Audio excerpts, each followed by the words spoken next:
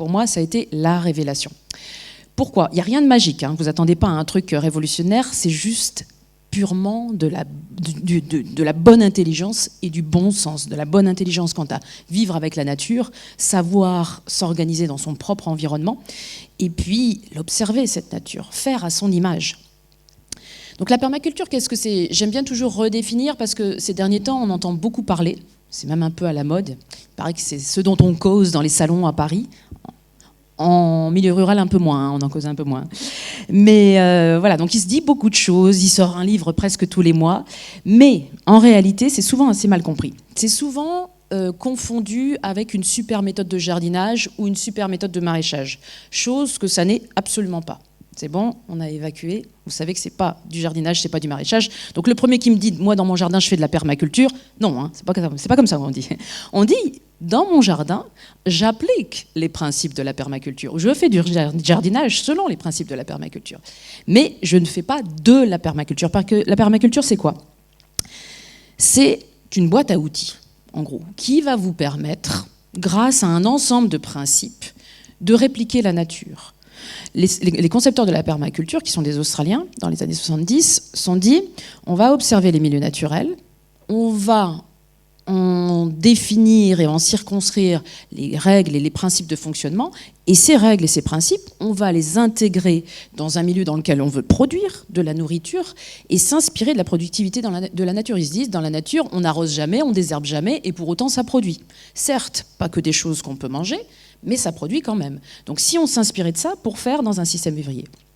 Et au-delà de ça, ils se sont dit, on peut ne pas se contenter d'appliquer ces règles à l'agriculture. Ces règles écosystémiques, ces règles de bonne entente qui existent dans la nature, on peut tout à fait les appliquer à une société, à une école, à une entreprise, à ce qu'on veut. Parce qu'en fait, la permaculture ne s'adresse pas à l'agriculture. Au tout départ, c'était un petit peu le cas. Mais aujourd'hui, ça n'est plus le cas.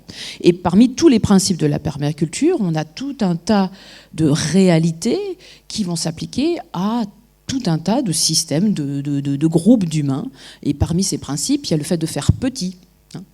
Les startups, c'est quoi ? C'est des petites entreprises. On commence petit. Normalement, on devrait rester petit. Ce serait mieux, selon les principes de la permaculture. On ne dépense pas plus d'énergie qu'il ne faut. En tout cas, on l'économise, qu'il s'agisse de l'énergie humaine ou de l'énergie fossile. En permaculture, on dit aussi les déchets des uns sont les ressources des autres. Ça n'est rien d'autre que le principe qui a été repris par l'économie circulaire.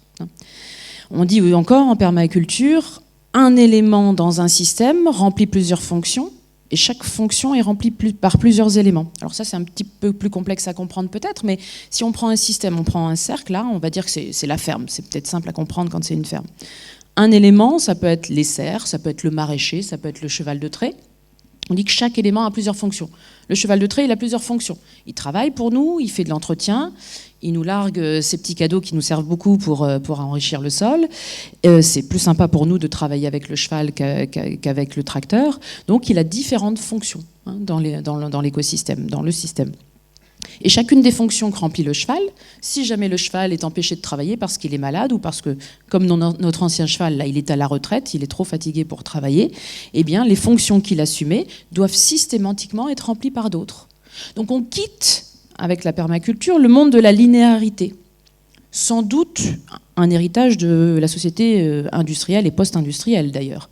On est dans le monde de je boucle les cycles, je suis dans le vertueux, dans l'écosystémique, et il n'y a jamais d'interruption.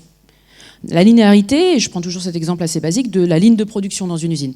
Vous partez d'un point A à un point Z, vous insérez quelque chose dans un point A, vous attendez un produit fini au point Z. Si vous avez un boulon qui casse au point M, la production est terminée, jusqu'à ce que vous répariez. Dans nos systèmes, il n'y a pas cette linéarité.